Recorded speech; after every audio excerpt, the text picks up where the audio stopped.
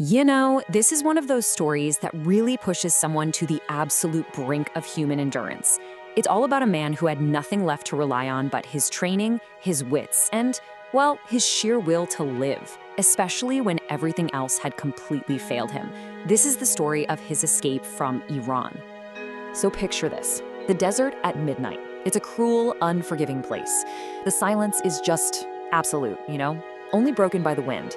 And for one downed pilot deep in enemy territory, this wasteland is about to test him in ways he never ever thought possible. But here's the thing, for him, it's also a place of opportunity, a place where his training can actually turn this harsh environment into an ally. And then, on a cold night in April 2026, it happens. A US fighter jet suffers this catastrophic technical failure and just goes down.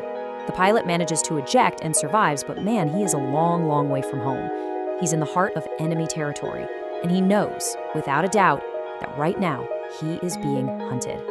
So the only question is, can he stay one step ahead of them? Right now, he's a stranger in a strange land, surrounded by people who would not hesitate for a second to capture or even kill him if they found him. He is a man on the run, and he knows he's in a desperate race against time. From this point on, every single decision is life or death. Think about it. He's stranded hundreds of miles from any friendly force. He's totally isolated with no way to communicate. Every shadow, every distant sound, it could be an enemy patrol closing in. His training taught him that in a situation like this, you have to become a ghost. You just move through the shadows and you leave absolutely no trace. Panic. Panic is the real enemy here. In a situation this dire, fear can completely paralyze you. But this pilot? He had a secret weapon, a weapon that was forged in the fires of some of the most intense training imaginable. And it was this weapon that would give him the edge he so desperately needed to survive. That weapon is called Sere.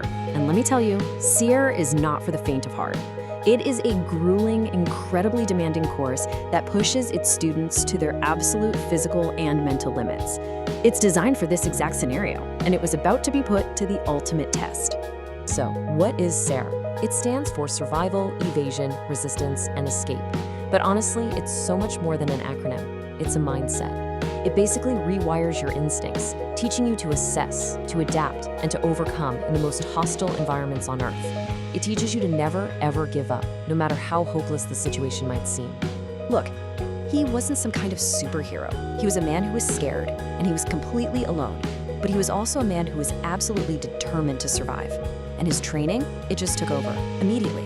Step 1, bury the parachute. It's like a giant bullseye. Step 2, disable his tracker to avoid being hunted electronically. Step 3, sanitize the area, erasing every footprint, every single sign that he was ever there. This is Sere in action, turning raw fear into focused, deliberate procedure. The physical challenge is just immense. But you know what? The psychological toll is even worse.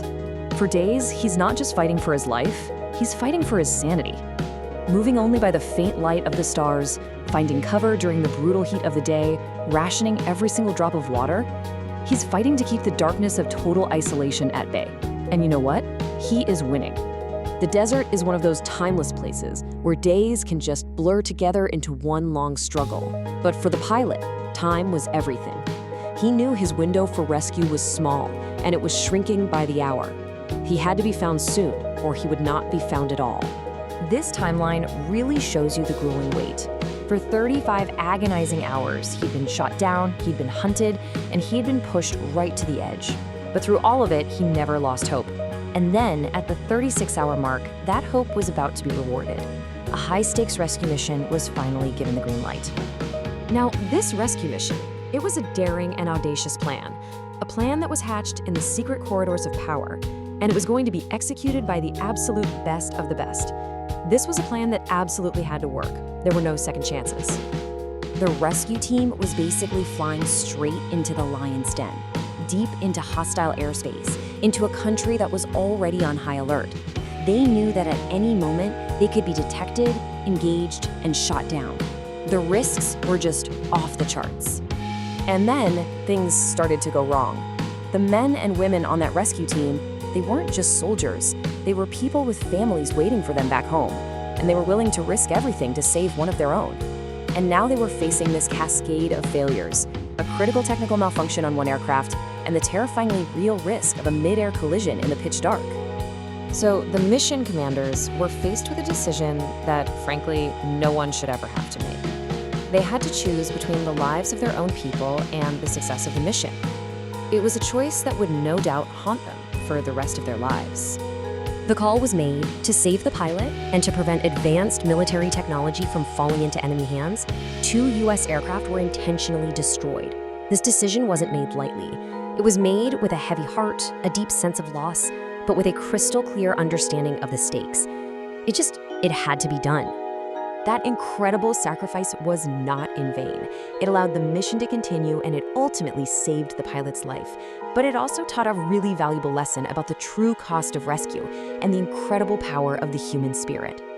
And he was finally safe, back in the arms of his comrades and on his way home.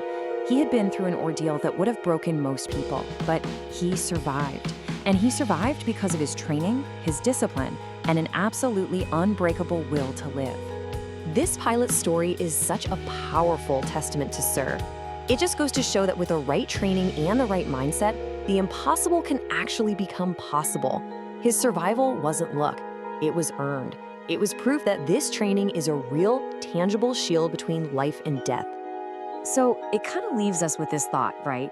When the technology breaks, when the plan falls apart, and you find yourself utterly alone against impossible odds, what does it really take to survive?